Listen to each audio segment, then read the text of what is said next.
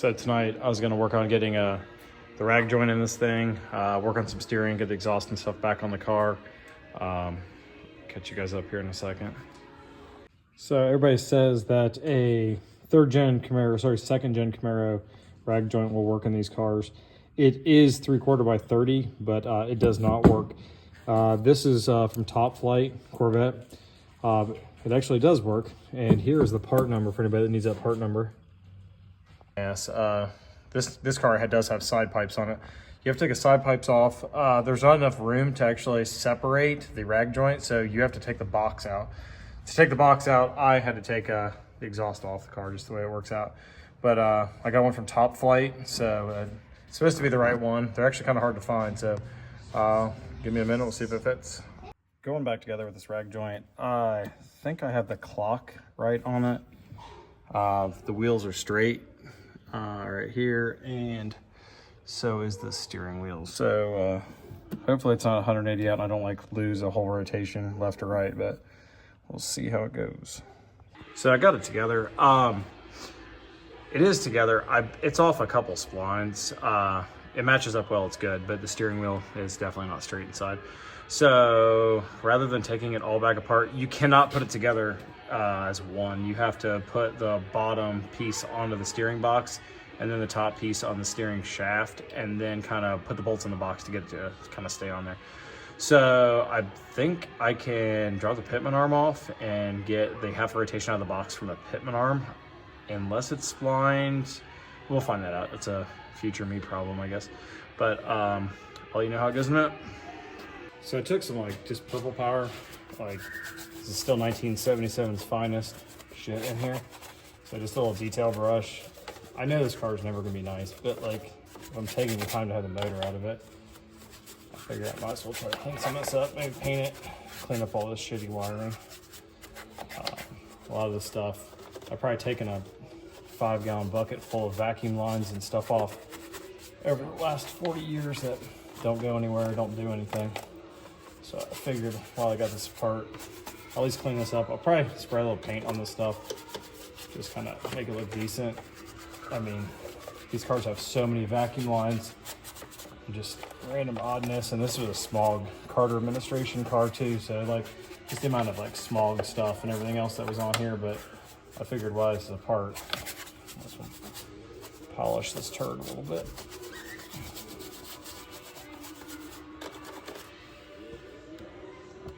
So it's done. I did put a little paint on it down there. It's supposed to be satin black. Hopefully it dulls out a little bit. But I did clean up. Like I said, I'll clean some wiring up and stuff like that. The rag joint's in.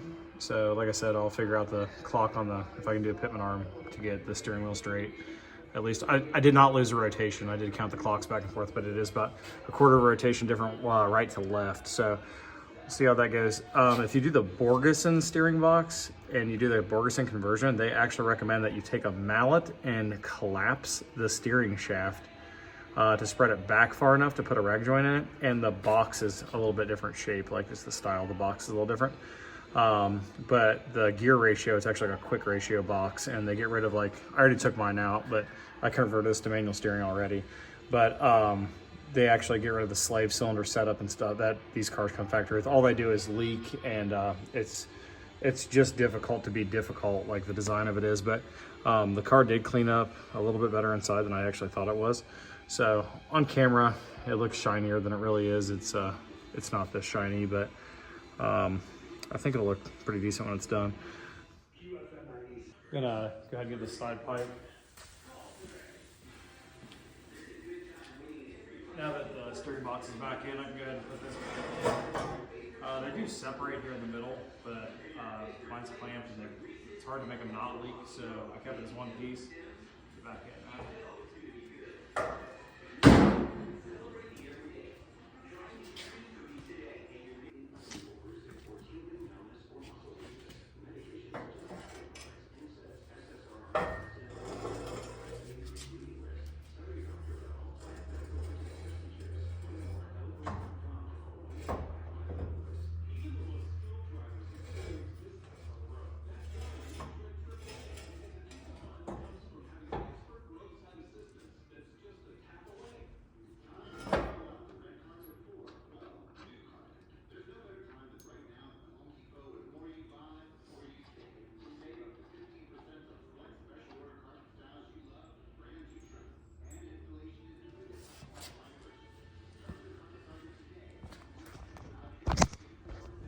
So